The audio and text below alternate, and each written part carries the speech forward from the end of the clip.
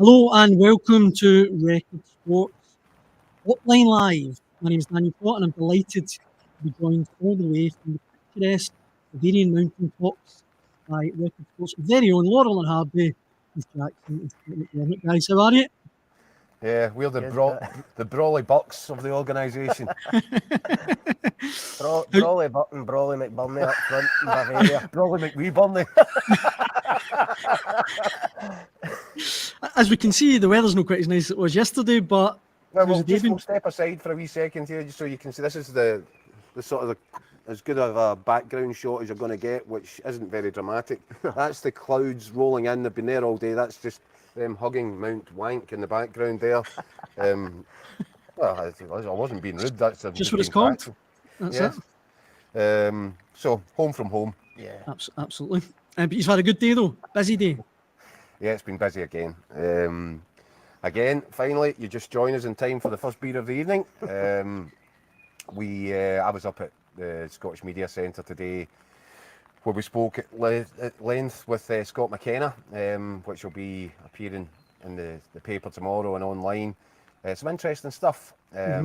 Obviously, can't give the game away, but you know, Scott McKenna is a player who is out of contract this summer. He's appearing at the Euros. He knows that it's a chance to put himself right in the shop window, and there might be some interest in him from clubs a lot closer to home than here. What was his mood like, Jack? I mean, does he genuinely think he's got a chance of playing here? Do you think? Did you get that kind of vibe from it? Well, look, see if you look at the centre halves that we've got, there's every chance you'll get some game time. I think that if we were all being honest, and probably Scott McKenna would realise it himself, he's here as emergency cover for Kieran Tierney. And what's the chances of Kieran Tierney getting 3 games in a week? Exactly. So I think there's a very good chance that he'll get some game time. And you know, Grant Hanley, we're a bit concerned about him and you know whether he's really up to speed. So could McKenna play in the central position in that defence? I think he probably could. So you're right. The good thing is he can play central and left quite comfortably. Yeah. He's quick. He was in the last squad for the Euros. He's actually played at a decent level European-wise for Copenhagen. That well, he played in the Champions League against Man City. That loan move kind of worked relatively well for him. So I suppose this is a great short window for him. Do you know what I was writing in my piece? It's like he is almost mirrored. His progression is almost mirrored throughout the squad from where we were 3 years ago. 3 years ago, he'd just signed for Nottingham Forest, who were struggling at the bottom of the English Championship. In that period of time, he's become a Premier League player and was good in the Premier League. The only reason he left Forest was because of a contractual dispute. Yeah, and also because Forest are a bit of a basket case, aren't they, in terms of the signings and so many foreign players coming in. I mean, the writing was on the wall for him as soon as he started to make so many signings. But I agree with you, I don't think he disgraced himself. Not at all. And then he's gone and played Champions League. So, you know, where he was 3 years ago to where he is now is, you know, it's a big difference. And as I was saying, I think there's players throughout the squad, and that's what, you know, they've got 3 years more international experience, 3 more years experience of playing top flight football in England or whatever it is that they're operating. It's just, there's something about it, and I know I keep being optimistic here, but there's something about it that tells me these guys are ready. A few years ago, Scott McKenna might have been phased getting in playing against Europe's best strikers. But you're right, the 3-year progression is that he won't be now. He's been up against Haaland in the Champions League, he's been up against various guys in the Premier League every week. So I think you're right. I think that's what Steve Clarke talks about, that kind of, you know, more caps, more experience, players playing at a higher level. You're right. I think that bodes well for this tournament compared to the last one. Daniel, sorry to cut, but Steve Clarke has said today, again, something for tomorrow's paper. But Steve Clarke has said today that when he went into the Euros 3 years ago, he was conscious of the fact that between them, the squad had about 400 caps. They've now got 800 caps. Yeah. So that tells its own story, and it tells you, you know, that maybe we were, maybe we'd progressed a bit too fast, too soon when we get into that Euros, and we get into the last one through the side door of a playoff through the Nations League. This time we've gone in, almost beat Spain to top spot in the group, and qualified in their own right, and we're one of the first teams to qualify in Europe. This is a different kettle of fish. That's what I was going to say. I think the manager's progressed in that time. He has, as well, because he made. I think he would admit himself Daniel made mistakes at the last Euros, whether it's team selection, tactics, whatever. And he said it a few times, not only have these players progressed, I genuinely think he's probably progressed as a coach in terms of the decision making, knowing what's required at this level to get results, and that was born out in the qualifying campaign. He's also spoken about at length at things that he felt that he got wrong. He studied his own part and where it went wrong. That was his first tournament. Of course, he's going to learn as he goes, but I think he's picked up. I think he's went back, revised it, went over it meticulously, left no stone unturned. Thought, I should have done this. Maybe should have rotated more between the games. Yeah. I probably should have played Billy Gilmour in the first game. I just think he's gone over it all and he's realised, I can get another 20% out of myself. And if I can do that, then who knows what percentage we then get out of the team. So, yeah. Just going back to McKenna, guys, it was him that obviously spoke to the media today. And I think we've got a wee clip of exactly what he was saying. It was a extremely nice welcome. I don't think we were all expecting that. Obviously, when McGinn joined in, it would only be him that done it. But yeah, it was a fantastic welcome, and we're very thankful for that. I think the intensity's definitely stepped up since we got off the plane. Obviously, we had the welcome when we first arrived, and then it was straight to work the next day. Obviously, on the training pitch, it's getting a bit more intense as well, gearing up towards Friday. The Tartan Army will definitely be very excited. They're travelling in their numbers. And we look to try and put on a performance that they can be proud of and one that they can hopefully celebrate as well. I think, obviously, as I mentioned earlier, the last Euros, they weren't able to get as many people in the stadium as we would have liked, so it's a great opportunity for them to come and experience a tournament on foreign soil for the first time in a long time. And Keith, just on Scott McKenna's situation, I know obviously you spoke to him, it's for the dailies tomorrow, but he's a guy that's played over 50 times in the Premier League, Champions League with Copenhagen, free transfer. You'd imagine there'd be a lot of clubs, not just maybe Celtic and Rangers, looking at him this summer. You would imagine, and he's a good age as well. I think he's 27. A wealth of experience behind him already. He's a big physical specimen. And by the way, he's the rarest of commodities, a left-sided centre-half, which, a lot of clubs are looking for in the transfer market, because it is almost a specialised position. You see so many times you've got right-footed guys playing on the left-hand side, and it's not a natural fit. So, yeah, and if he gets some game time here, I don't know. We lost audio there, so I don't know if you actually got the clip from today's. He was just talking about from the broadcast media, talking about he was looking forward to Friday and the welcome they've had and stuff, and. Yeah, I just wanted to point out, Daniel, as everybody in this business knows, the broadcast conferences all well and good, but the real stuff happens when the Daily Boys get to sit them down. So that's where the really interesting stuff will be. Aside from McKenna, guys, what about the rest of the squad? Injury news? Anything to scare us with? Well, it looks like everybody was back apart from Ryan Jack. Yeah. Daniel, obviously the media only get into the first 15 minutes of training today, so you're only really seeing the warm-ups and stuff, but obviously the big news is Andy Robertson looked absolutely fine. Kenny McLean was back, Lauren Shankland. So as far as we could see, Ryan Jack's the only one to miss out, and again, I think we touched on it yesterday, didn't we? I don't know whether that's just a wrapped in cotton wool job. He's obviously his injury worries Ryan Jack throughout the season. Hadn't played much football before he met up with the Scotland team, so. We've actually, obviously it's the Hotline Live. We've got plenty of questions coming in. I should say, if you're watching, fire your questions into the comment section. But Emma Newlands has got in touch. She said, where does Ryan Jack fit into the Scotland team, if at all? And we had someone else, Dr. Dan McGowan, saying, was Ryan Jack lucky to make the Scotland squad, given he made just 11 league appearances last season? I think he was, listen, when people were talking about who might be left out, I think Ryan Jack was one of the names that people were talking about for obvious reasons. Is he lucky that he's got in? Probably, but when Ryan Jack's fully fit and playing well, I definitely think he's an asset to Scotland. Me and Keith have watched many games, Scotland games, where it's been Ryan Jack and Callum McGregor, for instance, central midfield. Steve Clark loved that pair. Aye, the two of them have kept the ball, can keep the ball all day, and at this level, as we know, that's exactly what you need. It's just whether he's at 100%. It doesn't look that way at the minute. I don't think he's in the starting 11 by no means, but listen, if depending on the circumstances in a game, and you're looking for a guy to come on maybe kind of dictate the tempo, slow the game down, again keep possession, be willing to take the ball in tight spaces, be brave on it. Then I think Ryan Jack's an ideal guy to come on in that situation. Listen, whether we'll need him, whether he'll be used, who knows, but I definitely think he's a valuable member of the squad if he's fit. I don't think there's any question about it. I think Ryan Jack, and no wonder Steve Clarke likes him, because he's tried and tested at this level. Yeah. He's a proper player. He's got real composure on the ball. There's a bit of grit and steel in there as well. If we're in a situation where we need to close a game down and add an extra man into midfield, you have absolutely zero concern about sending Ryan Jack out there to do the job. So no, fortunate in that he's got rid of injuries at the right time, and he's got himself into a physical condition to be able to be here. That's a little bit fortunate, but then you could say, well, he deserves a bit of luck after the injury problems that he's had over the last few years. And he's another one. It's a short window for him as Of well course. now, isn't it? In the same boat as McKenna, he goes into these Euros looking for a club.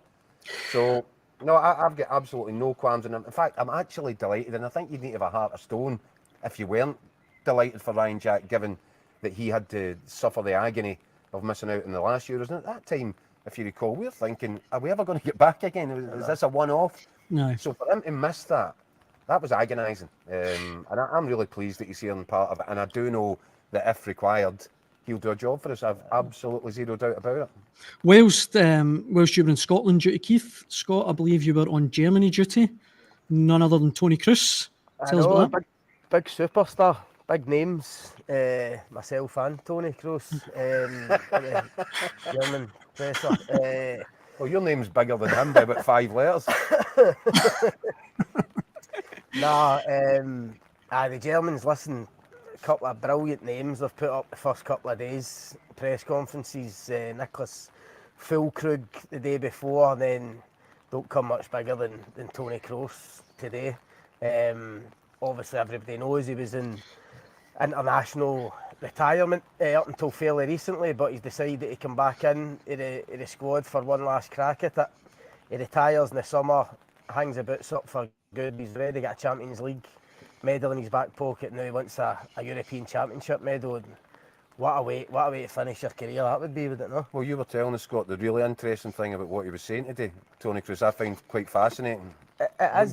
Given the guy's stature and standing in the game and everything he's done and everything he's won and all the games that he's played in, what he said was really quite interesting. Listen, Toni Kroos isn't going to be phased playing against anyone, we know that, but it was interesting because he was asked about Scotland specifically, and no, he wasn't blasé about it. He was probably less confident than Füllkrug the day before, but he actually spoke quite well about Scotland. He said that he'd spoken to Real Madrid teammates who'd obviously played in the game at Hampden for Spain when Scotland won, and they'd told him, I think the word they used was, Scotland are a very unpleasant opponent, which I think is quite a nice description of us. If we can be unpleasant to the big nations in European football, then I think we'll be doing something right. So no, he certainly wasn't taking it easy. No, full of respect, and just said he expected a difficult game on Friday night. One of the guys writing in, Alan James, has said Toni Kroos remains a class act, proved that last season with Real Madrid. How does Clarke go about stopping him dictating the game? Do you think Clarke will pay any special attention to him, or is that naive? No. Listen, our midfield is our strongest part of the team. Of course, we're not going to be stupid enough to think we'll just let Toni Kroos go and dominate. And people will have their specific areas to shut down. We won't man mark him. I'll tell you what we will do, what I strongly suspect anyway, is that Billy Gilmour will probably be in that area. And I'm telling you right now, if there's one guy that you look at and you think, you'll love that, there'll be no fear from Billy Gilmour. Billy Gilmour will love the opportunity to go out there against a guy of that standard and show what he can do. Because Billy Gilmour, it might sound daft to some people, but in Billy Gilmour's head, he's so confident he's on he believes that he can keep the ball as well as Toni Kroos. 100%. That might sound stupid, but that's what Billy Gilmour believes. I think we need more of that as Scots football fans believe in yourself. He's a top player, why not? Well, we do, and something, I wrote something which, as usual, came in for a bit of criticism the other day. The point I was trying to make about Billy Gilmour is that, like we were talking about Scott McKenna, 3 years ago, Billy Gilmour had just come on the scene. He was 19 years of age going into the start of the tournament. He only got pulled in at the last minute as a kind of wild card because we were given extra spaces in the squad because of COVID. Steve Clarke knew there was a really special talent there, but I didn't think he was convinced that Billy Gilmour was just ready. Yeah. Otherwise, he would have been in the starting lineup against the Czechs for the first game. It was only because then that he needed to take a real throw of the dice that Billy Gilmour starts against England at Wembley. He is man of the match. He was head and shoulders above anything. And you're talking about England's midfield. Yeah. You're talking about some of the best, most expensive players in the world. Billy Gilmour ran the show at Wembley. And then, of course, what happens? He gets COVID and can't play in the third game. So there's a guy who was on the way up, I mean, rocketing on the way up at that point. He's kind of plateaued. He's terribly advised to go to Norwich. That was a really bad move, where he just kind of stood and watched the ball fly above his head for 12 months. And then Brighton, he goes there, and it took him, about 6 to 8 months before he actually really started to hold down a first-team place there. And throughout that period of time, and again, this is what I'm saying about Steve Clarke. Steve Clarke stuck by Billy Gilmour. He called him into every squad. He maybe didn't play him as much as Billy Gilmour would have liked, but how could he justify that when you've got so many other guys ahead of him who are all contributing, and midfield is our strongest area? What I would say is this, that there's a valid argument that Callum McGregor, Scott McTominay, John McGinn have been the three most important players for Steve Clarke over this period, particularly over the qualification campaign. I'm going to suggest that at this tournament, Billy Gilmour might emerge as the star of the show for us, because I just think, as good as these guys are, and they're terrific football players, I just think Billy Gilmour is capable of going to a different level. And I'm hoping we might see that on Friday night when he's up against Toni Kroos, and I'm hoping we then subsequently see it throughout the tournament. I think the stage is set for Billy Gilmour this summer. I really do. I really believe that. Just on Kroos, though, Daniel, I do think you're saying about paying special attention. I don't think somebody will just sit on him, but he will try and control the game, for that kind of number 6 position. He'll try and dictate everything for Germany. And if the Scotland team is as we think it might be, with Scott McTominay and John McGinn playing a bit further forward on either side, I do think they're going to have a huge shift going to shut him down out to him, try and disrupt him, because if you give him carte blanche just to run the game the way he wants to, then it's going to be a long night. And by the way, Shea Adams will have a responsibility there as well, because he can drop in. We just have to get numbers into that to try to do, and that's going to be difficult. Easier said than done. Is not let Germany dominate, and not let Kroos get in the ball, and not let him spray passes and settle into the game. We need to be ratting around him. Exactly. We absolutely need to rat him out. You need to disrupt their rhythm. Yeah. If you're going to get in the game, you need to disrupt their rhythm. And when it comes to rhythm for Germany, Kroos is the guy that dictates it. So you need to get in and about. The other way of doing that, of course, is that you keep the ball and don't let them have it. Exactly. And that is the... see, even 10 years ago, Scott, you'd look at Scotland and think, well, that's not going to happen. That's not possible. Because we simply didn't have the players to do it. We now do have the players to do it. That's your game now. That's your game now, keep the ball. So we managed that against the Netherlands when, they couldn't get near the ball on their own pitch for 70 minutes because of the way that our midfield dominated and imposed themselves on the match, kept the ball, kept it between them. It's not frightened to make difficult passes into tight areas because the complete confidence, if it goes into Callum McGregor, he'll pop it off to somebody else. Yeah. We don't give the ball away in the manner that we have done for as long as I can remember watching Scotland almost. So that gives me a level of confidence as well. It might not be about being able to stop Toni Kroos, because not many can, but if you keep the ball off him, that's one way. And sticking with Germany, Scott, we've heard a lot back here today about the mood around the camp. There's obviously been rumours of a kind of spat in training. Iona McLaughlin writes in, do you sense from the mood around Germany and speaking to the locals that they are overconfident? I hope so. No, I wouldn't say that. I mean, I think we mentioned it. I think we mentioned it last night when we had Mick on. I mean, I think, I wouldn't say the opposite, but the media here and probably the fans are a bit concerned just about the form getting into the tournament, just the last couple of friendlies. Now, there was obviously a wee spat in training yesterday, and you were hoping that might be a wee sign that everything's not well within the camp. But I have to say, Toni Kroos played it down today. I mean, he thought it was a brilliant thing that Füllkrug and Rudiger were going after each other. He actually made a joke. Obviously, Rudiger's his Real Madrid teammate, so I think he said Nicholas knew what he was doing when he went in into a duel with Rudiger, so he should have known the outcome. So listen, I don't think it's a big thing. Listen, if that happened with the Scotland camp, like Kroos, I'd be quite happy, that people were being so competitive at training. Do you know what I mean? I think it shows that there's a real shows they're up for it. A level of determination, the spirit, hunger, their desire. If they weren't bothering about Scotland, then you wouldn't get that. Yeah. Exactly. So maybe they all hate each other. Maybe there's a deep division in the dressing room, and they can't stand to sight each other. Listen, fingers crossed. Yeah, fingers crossed, exactly. We've had Kyle Gunn writing in as well, guys, asking. Kyle. That's it. Hi, Kyle. Is there one game out of the 3 that we will have relative control, or will it be counter-attack at all times? Just going back to what you were talking about, keeping the ball shape and stuff like that. Do you think there'll be games that we go in and assert ourselves rather than being on the counter-attack? I'm not convinced. I genuinely believe. Now, once the match starts and the ball starts rolling, you don't know what's going to happen and how it's going to unfold. But I genuinely believe that that's the way Scotland play now. Yeah. We're not a counter-attacking team. We know that we'll have to defend, and probably defend for long spells. But when we get the ball, we can use it. Especially in the first game. I mean, I'd be disappointed if we were getting into games with Switzerland and Hungary, and just looking to sit in and playing the counter. We won't. We won't, because we're a possession-based team, exactly, and we play through the midfield. I mean, in years gone by, it was Colin Hendry, launch it, try and get a winger involved. Gordon Jury might run somebody's legs off. That was it. Yeah. And we had some talented players in there in the midfield, but we're a different beast now. We're a different tactical setup. But we've not got the searing pace to play in the counter attack. No, that's right. Anyway, yeah. Do you know what I mean? Yeah. Our pace comes for the fullbacks, but that's not going to get you.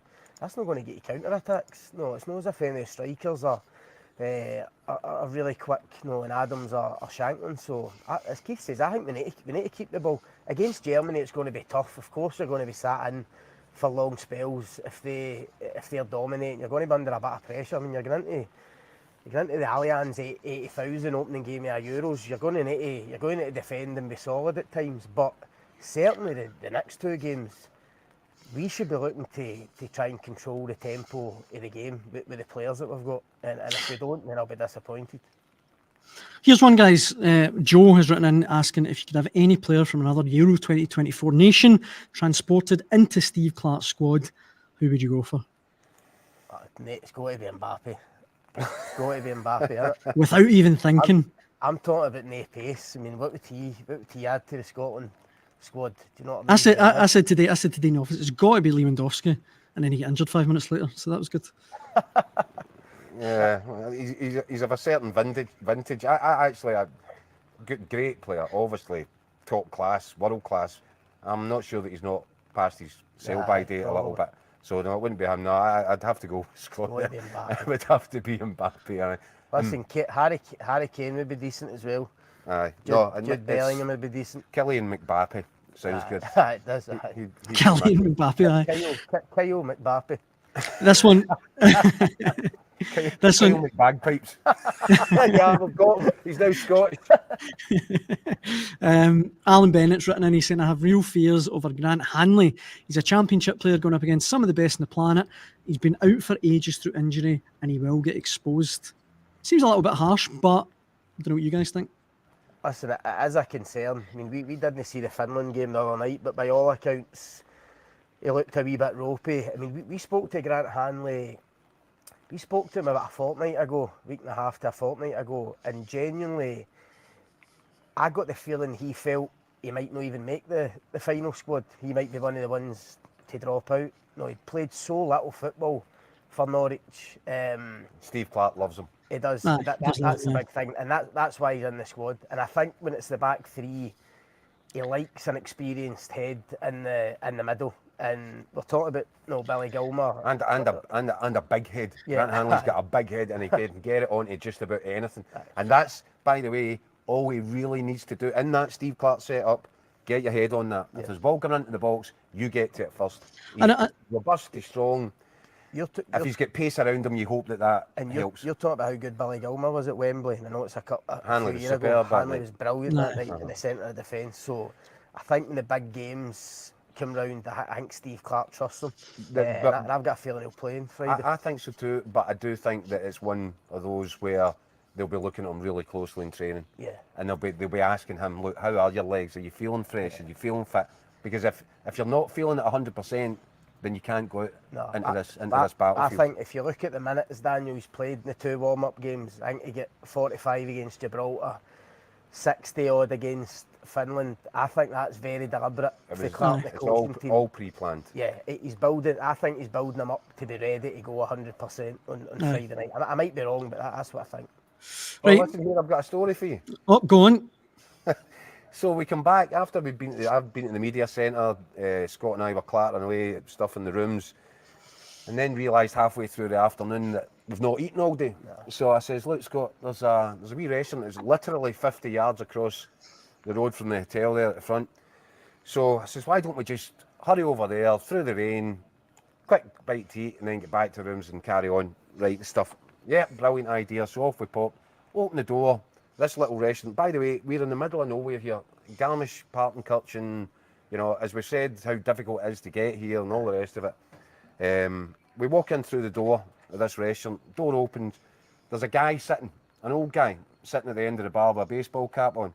And the waitress comes, what would you like? Yes, can we sit over there? And this guy turns round, the old boy turns round and says, excuse me boys, are you Scottish? Yes, we are. He says, hell, are you the 2 boys for the Daily Record? And it turns out he watched the Hotline Live first edition yesterday. What a guy. What a guy. He's tomorrow's guest. Brilliant. I mean, you literally couldn't make it up. Couldn't make it up. Right, guys, I know I had a glamorous guest for you yesterday in the form of Mick Gannon. I'm confident in saying that I've topped it today with our latest guest. Can't wait for this. Who was it? Well, he's Scotland's answer to Fabrizio Romano, Scotland's transfer guru. Please welcome Scott Burns of Record Sport. Scott, how's it going? I think the conference has been misplaced. Yeah. You're talking yesterday's guest. Good. Fabrizio Romano. Good tag, lads. Bumsy, you all right? I'm good. Good and tag, lads. When I come on here, I thought we started talking about Scotland's Euros hopes. I didn't realise it was a Steve McLaren tribute act with them Brawleys. Oh! Wait, I've already said I've always said it, Brawleys. I've already called him Wee Ollie McBurney. Wee Ollie McBurney. Oh, forget it. Right, moving on. Bumsy, how are you? Transfers. How are you? Very good, thanks. Right. It's kind of wet and cold here, to be perfectly honest with you, but hey, we're at the Euros. Just like back home. Well, Scott, we're all gripped by Euro fever, obviously, but transfers, it's a big time of the year for transfers. What's happening? Fill us in. Not a lot. It's a very quiet day. Nothing happening. Nobody's going anywhere. No gossip. It's all low key. All concentrating on the Euros. Okay, thanks for joining us. Cheers. See, mate. All the best. Back to Glasgow in a few weeks, mate. No, things are starting to wrap up. Certainly, Rangers seem to be certainly ramping things up big time with the early transfer business they've done, sort of thing. And by all accounts, it looks like they're close to wrapping up another one in the shape of Bayern Munich winger Yusuf Kabadi. He looks to be the next one on the brink of a move to Ibrox. Another young boy, Bunsey. It seems to be the way of it. That's the Rangers' way this summer. It seems to be players 23 and under, 23, 24 and under that they seem to have targeted, and that's shown with the signings so far. Obviously, feel there's value in these players, but my concern would be if they got the here and now to sort of compete in the battle with Celtic. Do you not feel as if it feels a little bit as if they're digging for gold, or they're looking for the next Calvin Bassey that, you know, can come from kind of youth level football, become first team ready and sell on for a fortune? But listen, I think they get fairly lucky with Calvin Bassey. I'm not too sure there's a plethora of them. We all know that. We all know that's the model, right? That's the model Rangers and Celtic need to have. But I mean, there has to be a blend of youth and experience, surely. I'm trying to think when Ange Postecoglou came in, and obviously had to turn things around quickly at Celtic. He had to go and win the league in that first season, but at the same time, get guys with sell-on value. Now, as much as he went and got like a Matt O'Reilly and a Hatate and that, who will make Celtic money, he also went and got Joe Hart and Carter Vickers and people like that. He needed ready-made people. Even in the January, got to get Alistair Johnson and stuff like that. So, well, the one thing, just to make a comparison there, Carter Vickers wasn't a first-team player at Spurs. No. So, I know he was ready to come in. He was certainly ready to come in. Plenty of loan spells, he had experience. So, listen, Scott will know, it's early in the window. This might just be Rangers' initial kind of surge, to get these younger guys in. They've obviously got Jeffrey coming in, who's 20. The boy Facey Milan, I think, is 20.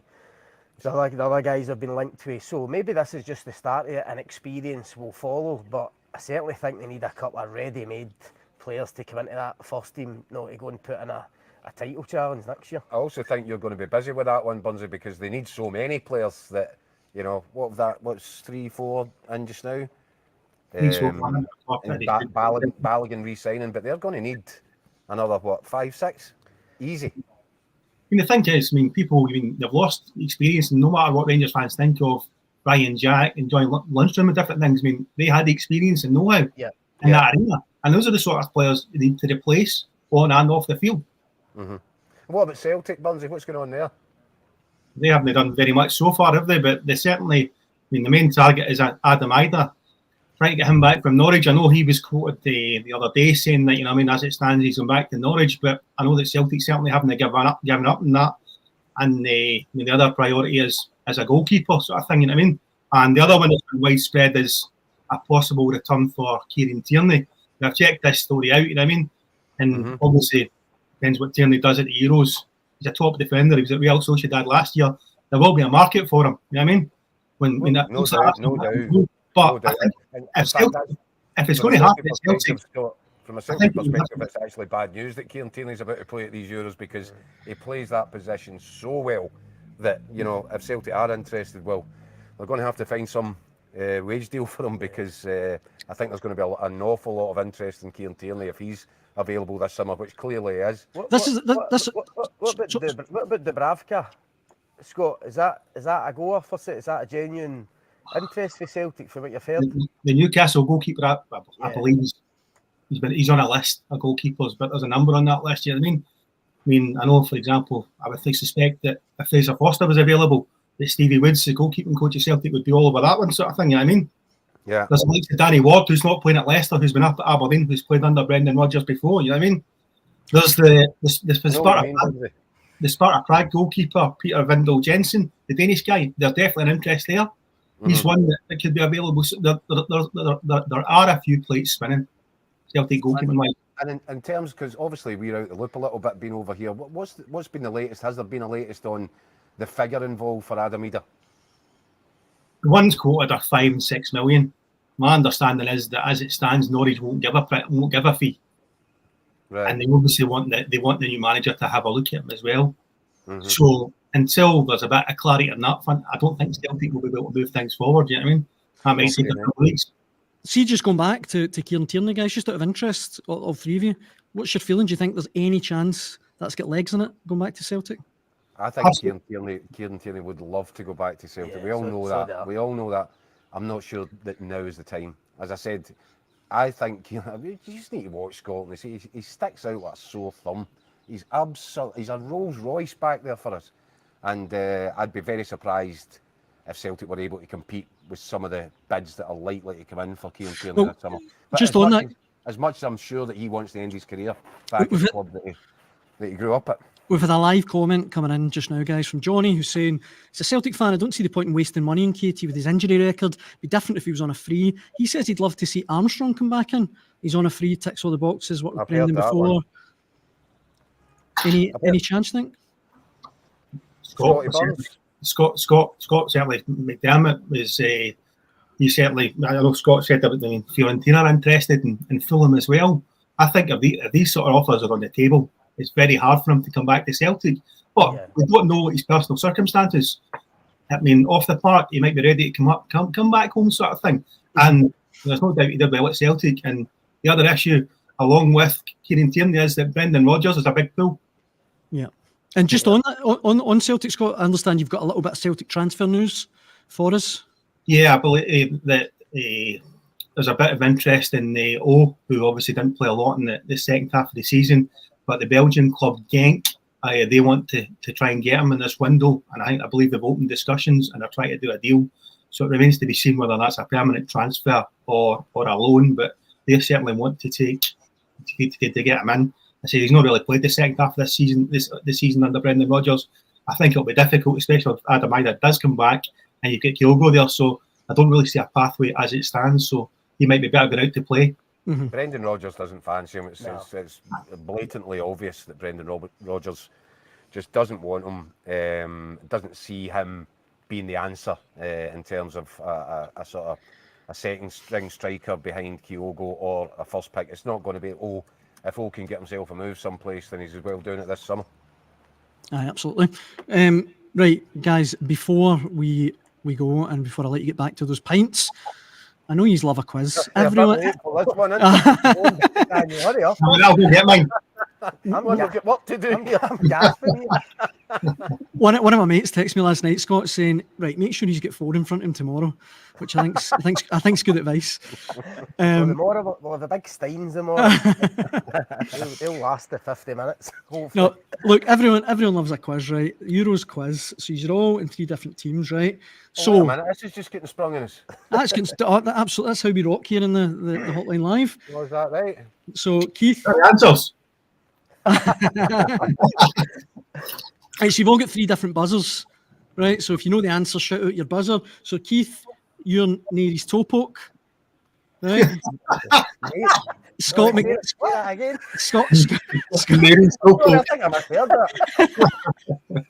Scott, Scott, you're Ali's army.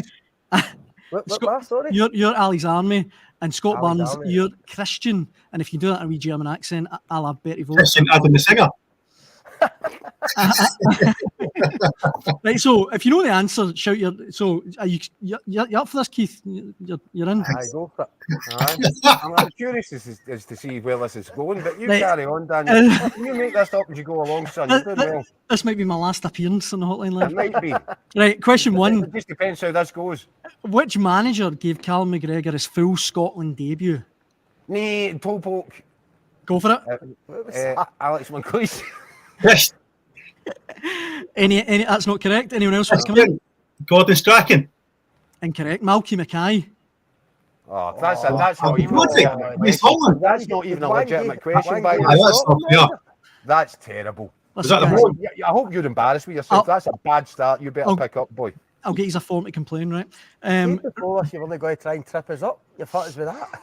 Who scored Scotland, man? Who scored Scotland's 3rd goal against CIS at Euro 92? Ali's army. Go for it. Gary McAllister. Ah, well done. Back of the net. Oh, screamer. What a shout. Right, question 3. Who scored Scotland's last goal in the European Championships? Toe poke, Ali, Callum McGregor. Well done. See, everyone says everyone says McCoist, don't they? Everyone thinks Euro 96. He was going to say. Right, question 4. Which country qualified but was booted out of Euro 92? Ali's army. Yep. Denmark. No, Yugoslavia. Oh, I think Keith's got it. No. It was Yugoslavia. Denmark replaced them and won it. Misheard the question. You misheard the booted out. No, misheard that for won it. Right, so hang on. We've only got a couple of questions left. What's the scores in the doors? Oh, Keith's got 2. Keith's got 2. Scott's 3. 2 you've got. 2. That's 2. I'm speaking to Eurovision Central. Keith's got 2. Scott McDermott's got 1, and I think Scott Burns is on 0. I think if I'm keeping score. I can't hear the questions. Right, Burnsy, right, yeah. Right, question 5. Which Scotland player played the most games under Bertie Vogts? Toe poke. Go for it. Christian Daly. Incorrect. Anyone want to pick up? 22 caps he got. Christian. Go for it. Henry. Incorrect. Stevie Crawford. Oh, what? God's sake. 22 caps. Questions are going to be simple. Just the people answering them are simple at me. And you wonder why we're having a hard time. I like just- Stevie Crawford. He's a good player, but my God. I'm just laughing thinking of the reaction that I'm going to get once we're not live. Right, question 6. Which country is the oldest squad at Euro 24? Christian. for Denmark. Denmark. Incorrect, guys. Toe poke. Yes, Romania. it's Scotland. Oh, I was going to say that. No, I We've, read it. o- we've only got 2 players under the age of 25. No, I was going to say that. You then get Yugoslavia mixed up with Denmark. You've drank that too fast, and Burnsy's having a shocker as well. And you're not doing great either, Daniel. This is turning into a farce. I need a Right, I few think- memories I now, th- but tip-top. Got one more question, right? So we're on 2-1-0. So this Right. Scott McDermott's chance to get level, right? Which Premier League side has the most representatives at Euro 24? Alexander, Go for it. Man City. Oh, he's done it! He's done it! Oh, come on. I mean, Yes. that's what sort of a that's the easiest one of the lot. Salvage the draw. He did salvage a last-minute draw. Last kick of the ball. Burnsy, we'll never invite you back, so cheers. for coming. That's good. That's exactly why I wanted it. Relegated from the hotline. I'll have that. Hotline's no life for you anymore, Burnsy. That's a cold line. Been relegated. Cold line. Look, guys, as ever, it's been an absolute pleasure.